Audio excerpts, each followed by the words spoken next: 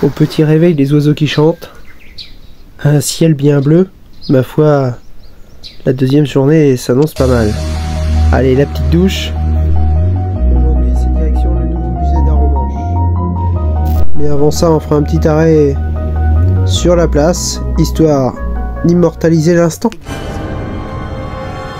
1h15 du matin, dans le ciel du Cotentin, pointe le clocher de Sainte-Mère-Église. Le tocsin retentit. Un incendie accidentel s'est déclaré dans une demeure située à quelques mètres de la place centrale. Des pompiers aidés de quelques habitants tentent d'éteindre le sinistre sous la surveillance de plusieurs Allemands. Qu'importe, des parachutistes sont largués au-dessus du village. Certains paras américains sont abattus avant même d'avoir atteint la terre ferme. Le pire, la chaleur dégagée par les flammes de la maison en feu attire comme des aimants les parachutes de nylon. Plusieurs parachutistes tombent alors dans le brasier.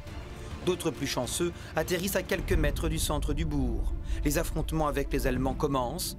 Le para John Steele se retrouve accroché sur un côté de l'église.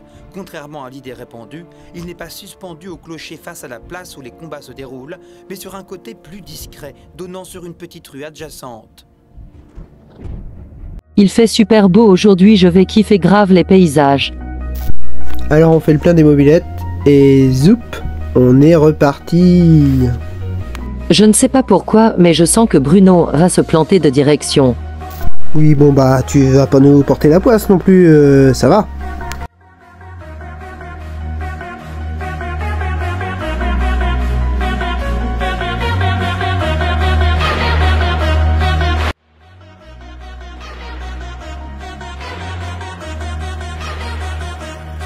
Rouba tiens comme c'est bizarre, Bruno fait demi-tour, voilà je te l'avais dit. Oui bah tu l'avais dit, t'aurais peut-être dû plutôt ne rien dire. En attendant j'avais encore raison. Il devrait manger du chocolat, c'est bon pour la mémoire. Non mais là je vois pas le rapport avec le chocolat et la mémoire, il a pas suivi son GPS, c'est tout. C'est sur toi, tu arrives même à l'oublier dans ton lit. Oui, alors on va arrêter la conversation tout de suite. Bruno s'est planté, tu ne me mets pas dans l'histoire s'il te plaît, et on reprend la route. Allez, zoup.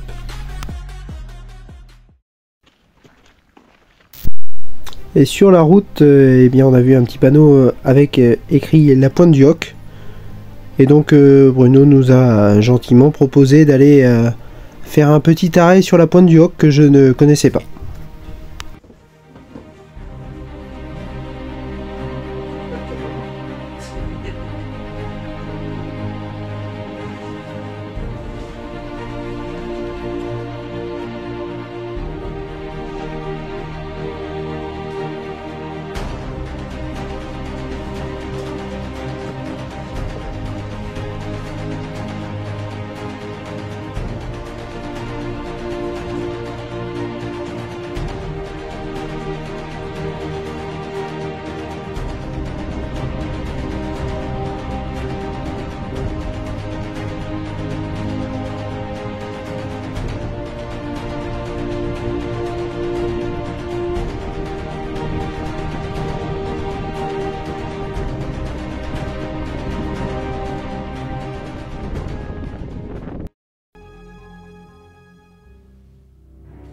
Un éperon rocheux plongeant dans la mer à escalader. Un défi de taille à relever. 7h10, le matin du jour J. Après une erreur de navigation, les 225 Rangers de l'armée américaine arrivent avec 40 minutes de retard au pied de cette falaise. La pointe du Hoc. Tout en haut, une batterie allemande. Une menace pour les plages d'Omaha et Utah. Très vite, le siège commence. Sous les tirs et grenades ennemies, les soldats américains lancent des cordes et des échelles pour atteindre ce site de défense allemand. En 10 minutes, les Rangers parviennent à atteindre le sommet et engagent le combat avec 150 artilleurs allemands au beau milieu d'un terrain marqué par les bombardements successifs. En moins de 20 minutes, la batterie est conquise, mais stupeur, aucun canon dans les casemates. Ils avaient été cachés quelques mètres au sud par les Allemands pour les protéger des bombes. Le lieutenant-colonel James Ruder et ses hommes doivent tenir bon avant l'arrivée des renforts débarqués à Omaha. Mais ils peinent à arriver. Il faudra attendre le 8 juin pour que ces héros du jour J soient secourus. Le bilan, 135 Rangers tués ou blessés lors de cette opération devenu un épisode marquant de l'histoire du débarquement.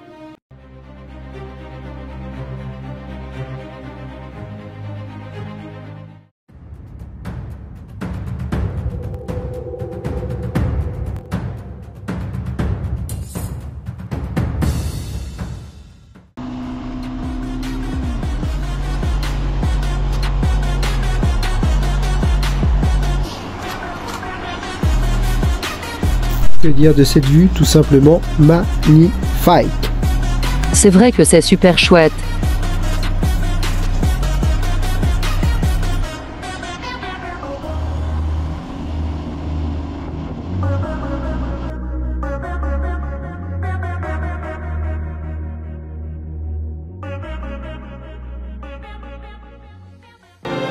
La construction du port artificiel peut alors commencer.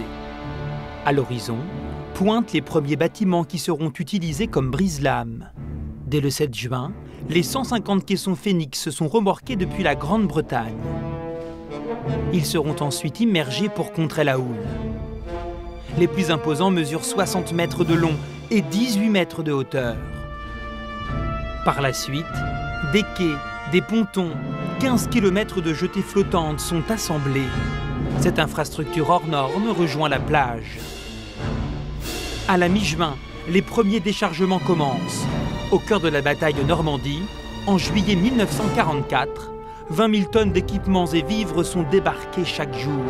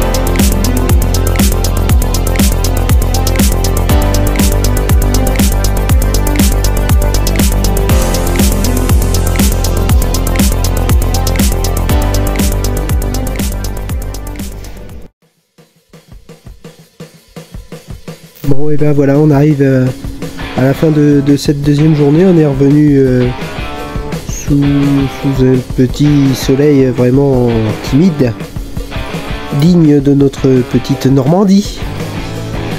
Et voilà, on est revenu tranquillou bidou.